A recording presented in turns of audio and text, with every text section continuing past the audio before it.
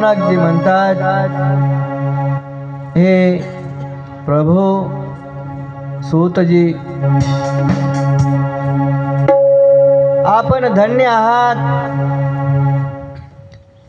परमार्थिक आहात, शिवाचे जवळचे भक्त आहात, शिवाचे जवळचे तुम्ही शिष्य आहात. तुमच्यावर विशेष प्रकारे शिवाची मर्जी आहे. ज्ञाता आहात, तुम्ही ज्ञानवान आहात. कृपा करून मला देवराज यांना शिवलोकीची प्राप्ती कशी झाली याचे वर्णन मला सांगावं.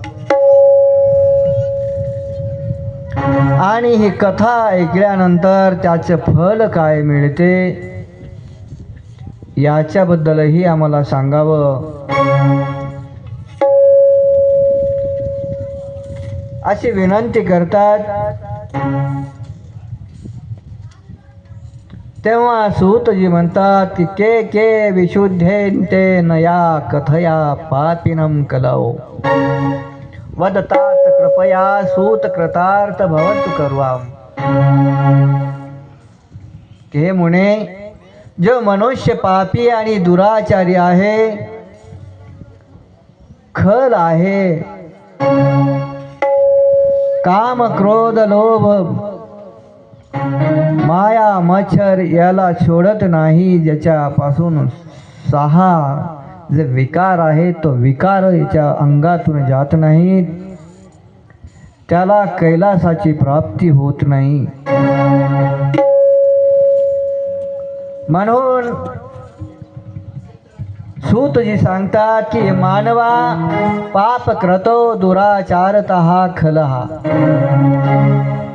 कामादीनरत नित्यं ते पिशद्घ्यन्तयन्ति नेतव्या ज्ञान यज्ञ परोयमतः. जो ज्ञानी आहे आणि ज्याचं पूर्वजन्मीचं पुण्य आहे त्यालाच हे सर्व प्राप्त होतं. याच पैकी यामध्ये या शिवमहापुराणामध्ये एक देवराज नावाचा विप्र आहे, ब्राह्मण आहे. तो ब्राह्मण फक्त नावालाच ब्राह्मण होता. कधीही त्याने भक्ती केली नाही. जातीने ब्राह्मण कुलामध्ये जन्माला, पण रोज मांसाहार करायचा. आई वडिलांना रोज शिव्या घालायचा, आई वडिलांना रोज मारहाण करायचा. असा हा पाखंड हिंसक व्रतीचा,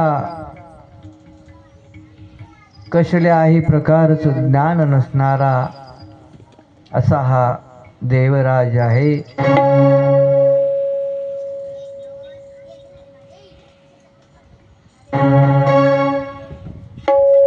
सूतजी सांगतात, जे लोक कपट करतात, जे लोक क्रूर स्वभावाचे आहेत, अत्यंत निर्दयी आहेत, अशा लोकांचा वावर कलियुगामध्ये खूप प्रकारे चालतो. परंतु हे व्याभिचारा पारायण असणारे जे लोक आहेत,